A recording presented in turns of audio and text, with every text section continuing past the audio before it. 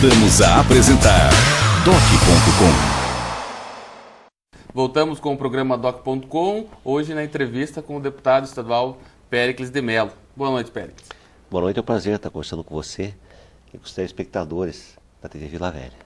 Pois é, hoje vamos falar aqui com o deputado Péricles a respeito de pré-candidatura, também a respeito de alguns comentários a respeito de vice, né, que saíram aí na imprensa há alguns dias atrás, e também das contas aí de 2001 e 2003, que estão aí em fase de julgamento de recurso no Tribunal de Contas. Mas, Péricles, primeiro eu gostaria de perguntar para você a respeito de como está essa articulação para viabilizar a sua candidatura e daí depois já encaixar na questão da vice, né? Como que vai ser definido essa questão de vice aí, caso você concretize essa candidatura? Na verdade, eu estou disposto a ser candidato. No PT eu sou candidato escolhido pelo partido, nós vamos concretizar isso nas nossas convenções, que deverão acontecer no dia 30 de junho. E nós estamos fazendo relações, conversando com partidos aliados. Eu tenho procurado praticamente todos os partidos que dão sustentação ao governo federal. O Congresso Nacional do PT determinou que o partido não pode se aliar com o DEM, com o PSTB e com o PPS. Então, tirando esses partidos, tem um diálogo muito franco, aberto e muito, assim, fraterno com as demais forças políticas. Eu tenho conversado bastante com o PR, o João Barbiero, que é um dos diretores da TV Vila Velha, uma pessoa que eu admiro muito. Tenho conversado bastante com o PMDB, com quem eu tenho laços históricos. Eu governei a cidade com vice do PMDB, tive 3 secretários do PMDB. E o meu vice, na eleição que eu perdi para o Pedro Vosgal, foi o Herculano Lisboa, que é uma liderança. Tenho amizade muito profunda com o Rogério Quadros, o vereador ao lado dele. Então, é um partido que eu tenho muito carinho. E nós caminhamos sempre juntos, com uma exceção, na época o Joselito governou a cidade, eu perdi a eleição em 96, que o PMDB ficou com ele, mas depois veio comigo. Eu tenho conversado também com o PSD, que hoje pode ser aliado nosso, tive aquele diálogo que você colocou no jornal, com o vereador Júlio Killer e com o vereador Dr. Zeca. Também tenho conversado com o Eliseu Xoxai, que é da Frente Popular, tenho diálogo com todos os partidos, com o PV, é um partido simbólico, um partido muito importante. Com o PSC, que praticamente fechamos a aliança já, de Marcos Zampieri. Com o PCdoB nós estamos conversando já bastante. O PCdoB tem discussões internas, o professor Gadini, que é um intelectual respeitado em Ponta Grossa, pretende ser candidato, mas nós estamos avaliando e vamos ter uma conversa juntos com o executivo do PCdoB. Eu acredito que podemos caminhar juntos também. Então todos esses partidos que fazem parte da nossa aliança, com o próprio PDT, eu tive várias conversas com o Márcio Paulic, ele deseja ser candidato, é um direito. Eu acho que essa frente não precisa ter apenas um candidato, pode ter mais de um. E nós temos tido um diálogo franco e aberto. E claro, aquela ilação que teve sobre o Zeca ser meu vice, eu respondo da seguinte maneira: quem não gostaria de um médico humanitário, respeitado e querido por Ponta Grossa, ser seu vice? Quem não gostaria que João Barbiero fosse seu vice? São duas lideranças muito bem avaliadas, pode ser candidatos a prefeito, qualquer um deles, bem avaliadas em qualquer pesquisa. Então, e com os outros partidos também tem pessoas admiráveis que podiam ser vice se eu fosse candidato a prefeito. Na própria Frentinha, no PMDB, tem grandes companheiros lá. Nós temos no PMDB liderança importante, como a Herculano Lisboa, como o Rogério Quadros, o Demário, que é um militante da Associação Comercial, empresário, respeitado em Ponta Grossa. E eu podia citar vários nomes. Agora, claro, eu posso ter até minha preferência, não digo pessoal, mas de acordo com a conjuntura que vai se construindo na cidade, que facilita uma vitória eleitoral.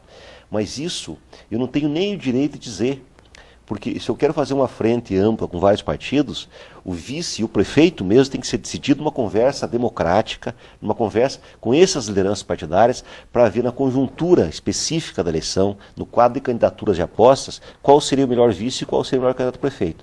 Então essa é a forma que eu tenho me conduzido, assim eu me conduzi quando conversei com o Júlio, conversei com o Dr. Zeca, assim eu me conduzi quando conversei com o Barbiero, com o PMDB, com o PSC, com o PCdoB, com a Frente Popular e com os demais partidos, com o PV, por exemplo, com o PRB, que é um partido muito bem organizado, o pastor Luiz Bertoldo, uma grande liderança, quase se elegeu vereador.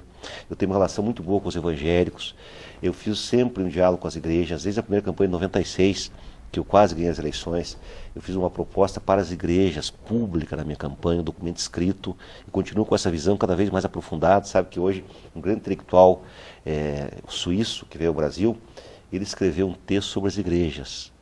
não só o aspecto da religiosidade, da espiritualidade, mas as igrejas como instituição da sociedade. Fiquei muito contente porque eu tinha feito essa discussão já em 96. E, deputado, em meio a essas discussões, a todas as conversas com partidos da base do governo federal, né, aqui em Ponta Grossa, o que a gente percebe, e temos até escrito isso no Jornal da Manhã, é que caminha-se aí para uma polaridade entre um candidato que venha a ser apoiado pelo governo federal, que a preferência, e logicamente pelo senhor pertencer ao PT, né, o seu nome está aí como principal pré-candidato, e também temos a possibilidade de um pré-candidato hoje, que vai se tornar candidato aí a partir do mês que vem, o deputado Marcelo Rangel, até seu colega lá de Assembleia Legislativa. O senhor vê também essa questão de polarização entre essas duas frentes? Pode ser que aconteça, essa conjuntura que está sendo construída. Se eu for candidato e o João Barbieri não for candidato e o Paulic não for, a eleição está polarizada. Eu digo a você com toda franqueza que eu não tenho nenhum receio de polarização. Nunca. Política, a primeira virtude da política é a coragem. E quem conhece a minha história sabe que eu fui candidato em 82, sem nenhuma possibilidade. Meus colegas mais conservadores da universidade até brincavam comigo, me apelidaram de prefeito durante um certo período para brincar, me satirizando. Eu cumpri uma tarefa partidária. Era a primeira eleição do PT, nós não tínhamos praticamente recurso para nada, era uma eleição impossível, mas eu aprendi muito naquela eleição. Em 96, Eduardo, eu tinha sido eleito deputado com 7 mil votos em Ponta Grossa e 3 mil votos fora do Paraná. Todos do PT se elegeram com de 10 a 11 mil votos. Eu, Ângelo Vanhão, os demais deputados, 5 deputados. Eu saí candidato com 4 minutos e meio. Eu tinha 22 candidatos a vereador do meu lado. Era o PT, o PV e o PCdoB. Nós não tínhamos recurso nenhum. Eu fiz uma campanha caseira, uma câmara simples, mas nós tivemos a leitura correta em Ponta Grossa e encantamos a cidade. Eu comecei a crescer. No dia 14 de setembro, saiu o Ibope, eu em segundo, Cláudio terceiro, primeiro, eu virei prefeito, não podia andar na rua. Foi uma coisa mágica. E eu perdi a eleição porque não tinha estrutura nenhuma e porque eu não fui bem num debate. Eu tinha mostrado uma posição tranquila e num debate eu fiquei um pouco irado com algumas questões que afetavam a minha vida familiar, minha relação com a minha filha. Aquilo quebrou um pouco a minha imagem e como eu não tinha estrutura, eu perdi a eleição. Eu fiquei em segundo lugar, eu fiz 43 mil votos, eu saí de 51, 52 e o Paulo 31. Ganhei as outras eleições. E no momento interessante, né, que eu era prefeito, eu perdi a eleição por 3%, com uma ampla frente. Por que eu perdi a eleição? Erros de campanha e erros administrativos. Eu acho que esse tempo que eu fiquei fora da prefeitura, fiquei na Sanepar 1 ano e meio, eu aprendi muito. Eu tenho uma consciência profunda daquilo que eu errei, dos erros do nosso governo de gestão, mas também dos acertos, da linguagem nova que nós propusemos em Ponta Grossa, da participação popular, do resgate da identidade da cidade. Mas governei numa época muito difícil. Eu governei no final do período Lerner, de 8 anos, final do Fernando Henrique Cardoso. Praticamente eu não recebi nada, porque os governos estavam numa espécie de decadência. Esse momento agora é um momento primoroso.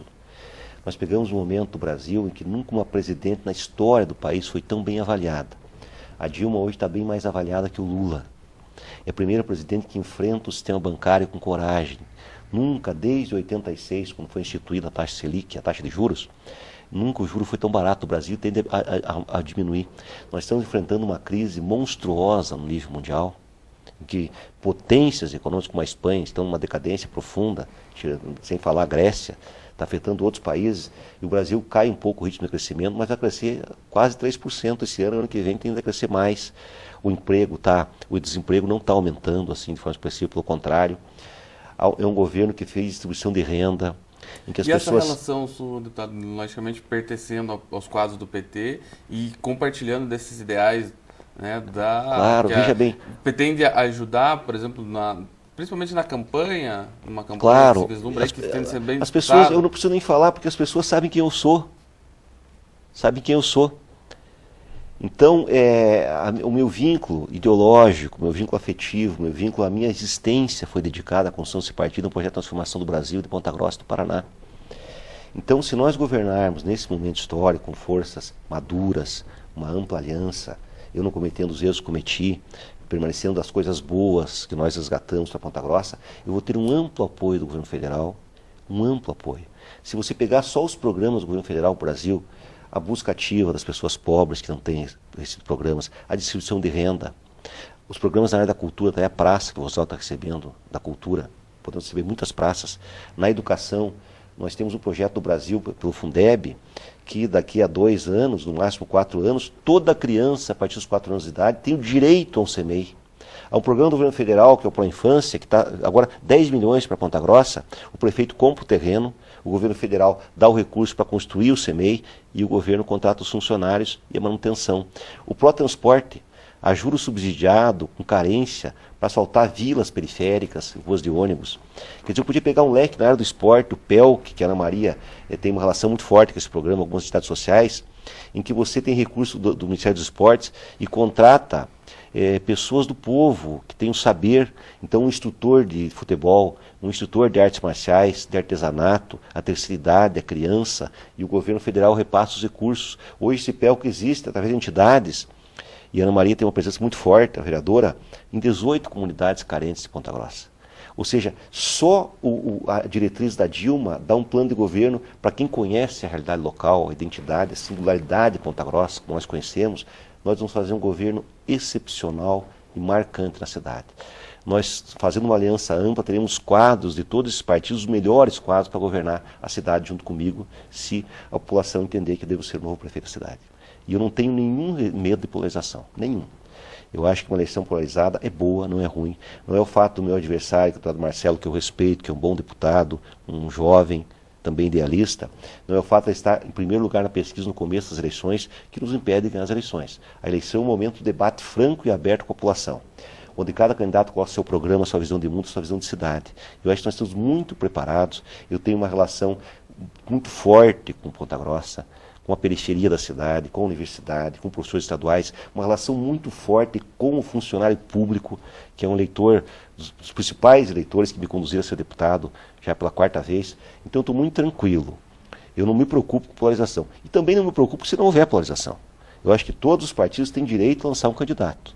Eu tenho a minha leitura de conjuntura, vou defender ela junto aos outros partidos, a minha estratégia do PT, vou defendê-la, e se esses partidos entenderem que é a estratégia mais correta para ganhar as eleições, eles irão comigo, não tenho sombra de dúvida. Bem, deputado, sobre essa questão de mais de uma candidatura, a gente vai deixar para tratar no próximo bloco.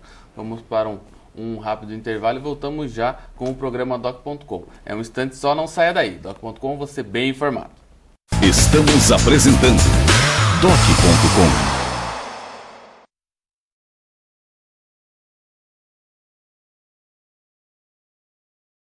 Voltamos a apresentar Doc.com. Voltamos com o programa Doc.com na entrevista hoje aqui com o deputado estadual Péricles de Mello, pré-candidato do PT à Prefeitura de Ponta Grossa. Péricles, a gente falava no bloco anterior em relação a uma possível polarização entre o candidato a vir a ser apoiado pelo governo federal e o governo estadual. De repente, uma estratégia também, questão estratégia dentro da própria frente, seria por lançar mais de um candidato, até para forçar um segundo turno, onde aí sim essas lideranças poderiam convergir em torno de quem passar para esse segundo turno. E aí eu cito 2 pré-candidatos que têm peso, até pelo trabalho que vem desenvolvendo nesse período, nesses anos pré-eleitorais, que podem concretizar uma candidatura, que seria o caso do próprio João Barbiero, do PR, como você falou, que tem conversado com ele a respeito de até mesmo de ele assumir uma vaga de vice sua, né? Uma das possibilidades, como você falou. Também existe o Márcio Paulic, né, do PDT, que também vislumbra uma candidatura, mas ele precisaria aí de uma coligação com o PMDB, enfim, com partidos que lhe dessem tempo de televisão e até um apoio político para uma candidatura. De repente, uma estratégia seria lançar 2 candidatos, você e mais um deles, para forçar a eleição e ir para o segundo turno? Eu vou ser bem franco com você. Eu gostaria muito que João Barbiero estivesse na nossa frente, assim como o PMDB, o PSC, o PCdoB, o PV, o PRB. Com relação ao Márcio, ele já se colocou claramente como candidato. Eu acho que eu não tenho nem o direito de tentar fazer com que ele desista da candidatura dele. Isso é uma decisão dele. Então, nós conversamos bastante antes, eu senti que ele tinha uma determinação de ser candidato. Eu acho que ele tem todo o direito de ser. Ele tem colocado que se ele não for o candidato do PDT, o PDT lançará candidato. Eu respeito a posição do Márcio. e respeito ele como liderança também. Eu não posso ser cego para um eventual adversário. Eu tenho que conhecer meu adversário nas suas virtudes e qualidades, nas suas virtudes e seus defeitos. Tanto o Marcelo como o Paulinho têm grandes qualidades como o Barbiero. Agora eu sou franco, eu gostaria muito que o Barbiero estivesse ao nosso lado, gostaria muito que o PMDB estivesse ao nosso lado. Nós vamos sentar juntos e discutir quem é o melhor candidato a prefeito e quem é o melhor candidato a vice de forma democrática, conforme a análise da conjuntura.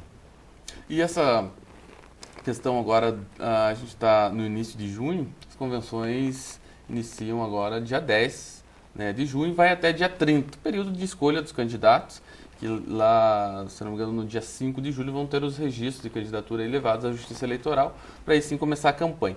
Nesse período de convenções, Pérez, o que pode mudar nesse quadro? Como essa conjectura que você analisa do quadro, ela já está caminhando para essas candidaturas que a gente comentou aqui, a sua, a do deputado Marcelo Rangel, possivelmente aí o Barbiero na chapa aí cabeçada pelo PT e, de repente, o Márcio Pauly, caminhamos para essa conclusão? Fora isso, eu acho que a tendência hoje em Ponta Grossa, segundo o meu ponto de vista, eu posso estar enganado, é que o Márcio saia candidato, o Marcelo, e nós tenhamos alguns candidatos partidos pequenos, e eu vou lutar para que nós estejamos juntos, eu, o Barbiero, PMDB, PSC, PCdoB, estamos buscando o PV também, temos conversado com... Claro que é muito difícil que todos venham para a mesma frente, talvez alguns partidos possam ir com o Márcio Pauly, que é profundamente, uma coisa natural, mas essa é a minha leitura da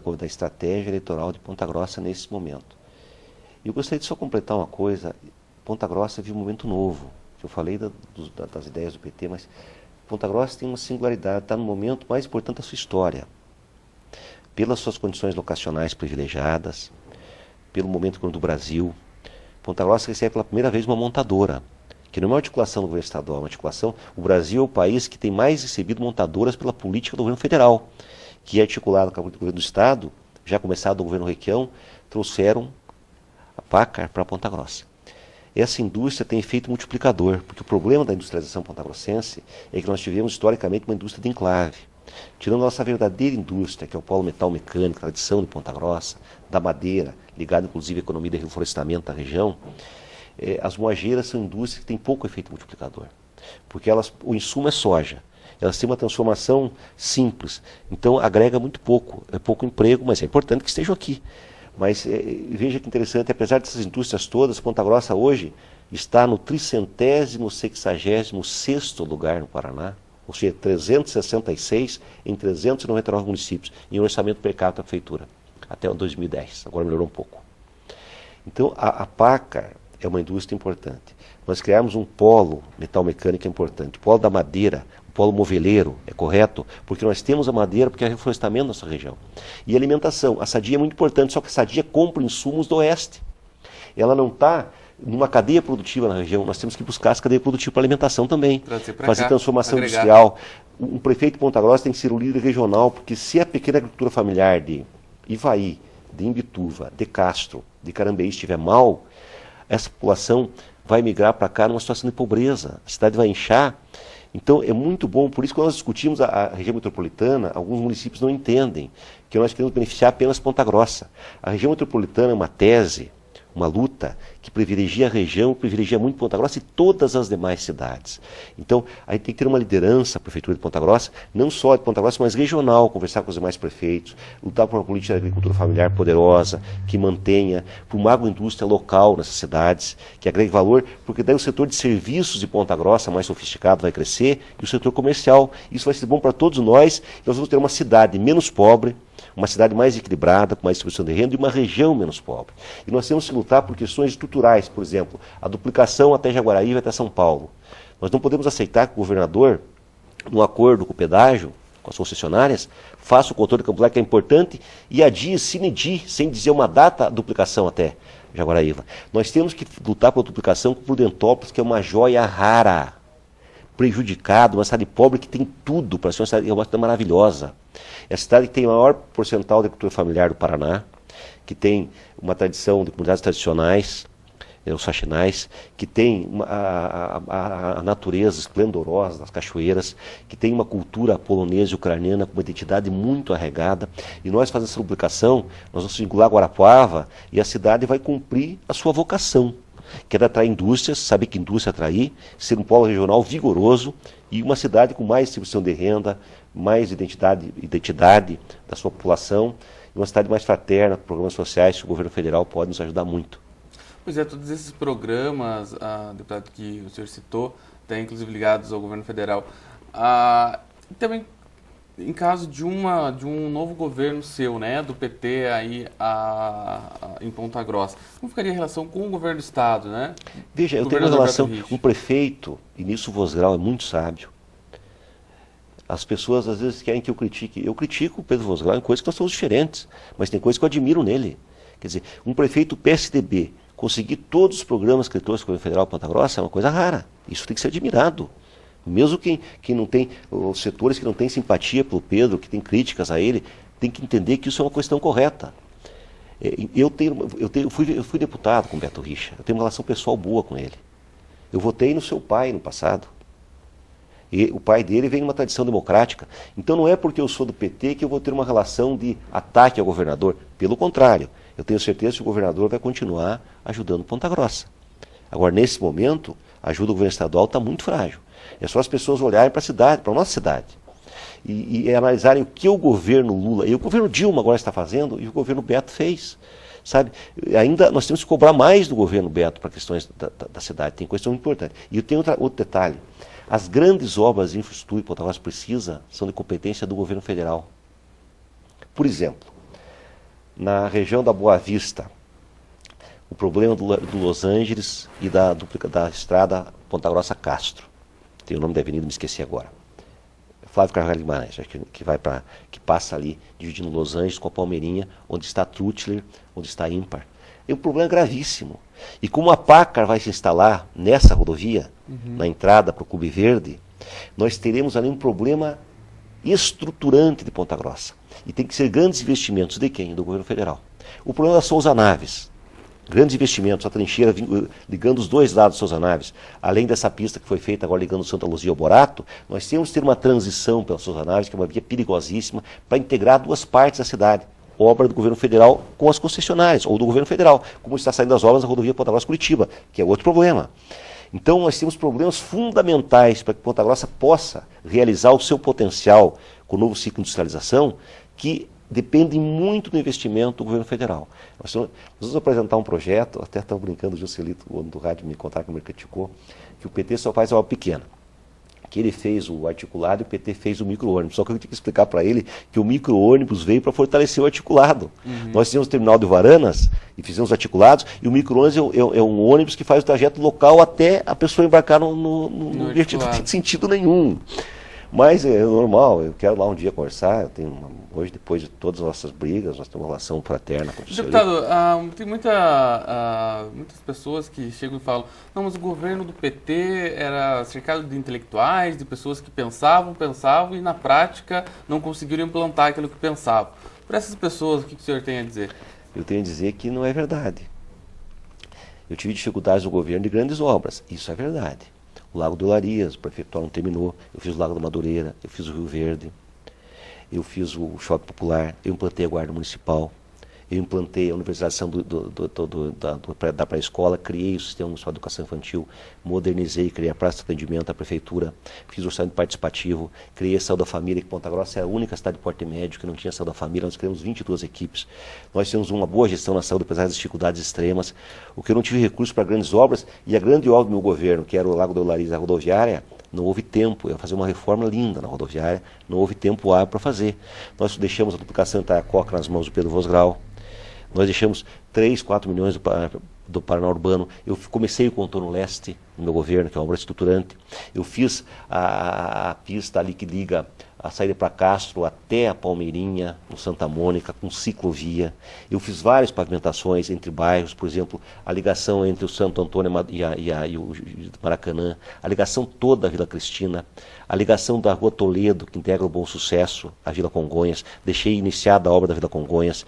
Eu fiz ligação de Olarias com o o Jardim Barreto, ali, ou seja, até o Aranas, até o Varante do Vila Odete. Nós fizemos o asfalto do Jardim Barreto. Eu asfaltei totalmente o Santa Bárbara e o Alfredo Ribas do lado. Eu asfaltei totalmente o Santa Marta, comecei o asfalto do Pitangui.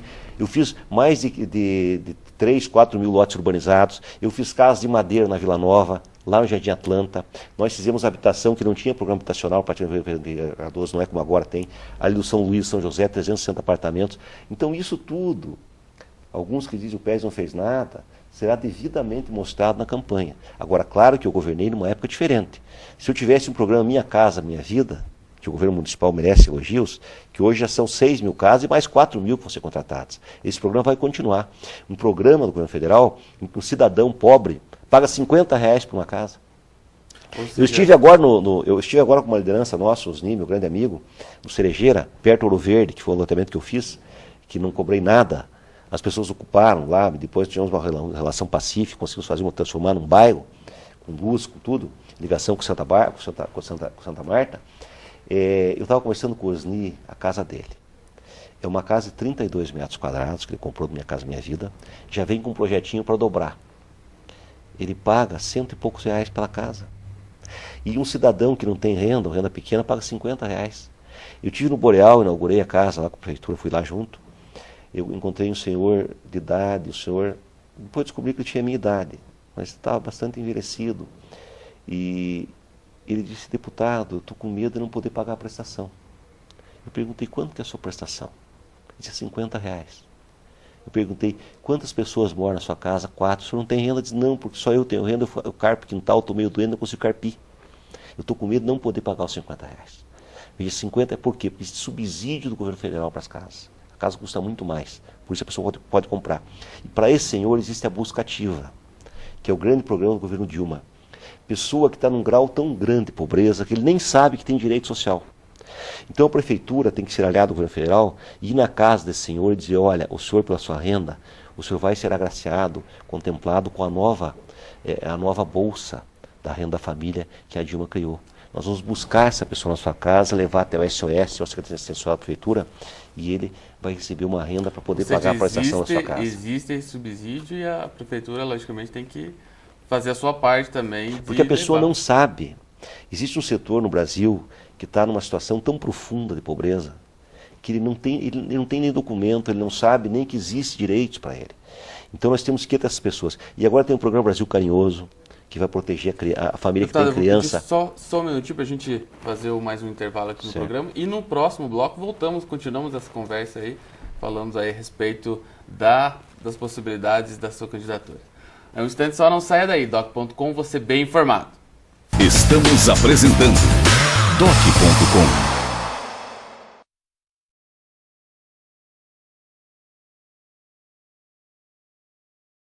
Voltamos a apresentar Doc.com. Voltamos com o programa Doc.com na entrevista com o deputado Péricles de Mello. Bem, deputado, falávamos da sua pré-candidatura, do que o senhor pretende fazer essa parceria com o governo federal, que vai beneficiar Ponta Grossa. Mas também não podemos deixar de falar da sua situação das contas, né? Que tiveram parecer contrário do Tribunal de Contas, foram até reprovados aqui pela Câmara Municipal, mas com recurso o senhor conseguiu aí com que voltassem a ser discutidos pelos conselheiros, pelo Tribunal de Contas. Tem a situação de 2001 e a situação de 2003. Inclusive a situação de 2001 estava na pauta da última quinta-feira para ser votada, acabou sendo retirada, adiado o julgamento pelo conselheiro Hermas Brandão. Se eu não me engano, até informação sua, a de 2003 tende a ser votada no próximo dia 14. Até porque no dia 7, agora na próxima quinta-feira, é feriado, não vai ter a sessão, né? As sessões no pleno são todas as quintas. Como está essa situação? Como que o senhor está vendo? É possível reverter essa situação? Estou muito tranquilo com relação à possibilidade legal da minha candidatura. As contas de 2003 vão ser aprovadas, porque o próprio parecer, que eram as contas mais complicadas quando a Câmara votou. Quando a Câmara votou, só para a gente ver como nesse aspecto foi errado, o parecer do tribunal dizia que eu tinha gasto 19% de educação. Eu já tinha chegado em 24,2% e agora o próprio parecer diz: bom, se nós considerarmos que houve um resto a pagar em 2002, pago em 2003, de R$1 milhão quase, fechou os 25%. Ficou duas questões. Essa da educação, que a própria divisão de contas, que é um órgão técnico, um órgão muito específico, que a função dele não é quem decide, é um órgão que dá uma assessoria para os conselheiros, restou essa questão e a questão de um déficit de 0,8%. E o próprio auditor diz, bom, o déficit não pode, tem que ser zero, mas esse tribunal costuma aprovar déficit até 5%. Então minhas contas de 2003 serão aprovadas, que era mais complicado. 2001, o parecer é meio complicado do técnico, porque ele aponta irregularidades pequenas, uma série delas. Primeira, publicidade sem lei criando diário oficial. Mas nunca existiu isso em Ponta Grossa, só o Vosgrau colocou, ou algum outro prefeito. Eu fiz licitação limpa, democrática, clara. Isso vai ser aprovado pelo Conselho. A outra questão, salário do prefeito. Bom, tinha que ter um salário. Acontece que quando assumiu o governo, a Câmara tinha votado de forma irregular, fora de época, o aumento do salário do prefeito e vereador. E o Justiça tinha vetado, deixou para mim, eu encaminhei o veto para a Câmara. A Câmara derrubou o veto, promulgou a lei. Eu devolvia o dinheiro a mais e recebia o salário do prefeito anterior. E os secretários também. O que aconteceu? A lei foi derrubada, eu fiquei sem legislação. Eu me apoiei na legislação do Joselito. Eu continuei ganhando exatamente o que ganhava o Joselito e os secretários exatamente o que ganhavam o secretário Joselito. O tribunal achou que eu tinha que ter feito outra lei, mas eu não tinha condições de fazer isso, porque a Câmara tinha feito uma lei. Então isso também eles ressalvaram, aceitaram. Então 2 pontos fundamentais. Resolveu o que sobrou? Sobraram questões técnicas, vou te explicar. Um encontro de contas com a Copel. A Prefeitura tinha a receber da Copel na época, dinheiro da alienação pública que a Copel arrecadava no talão e passava à Prefeitura. E tinha a pagar a Copel à luz dos seus próprios, da sede, das escolas, dos postos de saúde. Foi feito em conta e contas, quer dizer, não há possibilidade de dolo, nem que um prefeito de má índole queira fazer dolo, isso é impossível, porque eu encontro uma empresa pública e uma prefeitura. E teve um problema de documentação nisso, é uma questão que eles colocam ali. A outra foi do shopping popular, que durante um certo tempo, como é que eu fiz o shopping popular? Eu fiz uma concessão do terreno para o pessoal que estava ocupando ali, em Barraca de Lona, a Praça João Pessoa, símbolo histórico de Ponta Grossa, a Estação Saudade, fazia 8 anos. Que diz, de passagem, era uma coisa bem de feia. De forma ali. democrática, arrumar um espaço morto no Parque Ambiental. O arquiteto Roque Expões fez um projeto, que está lá o projeto. Nós entregamos o projeto, e eles pagaram pela obra.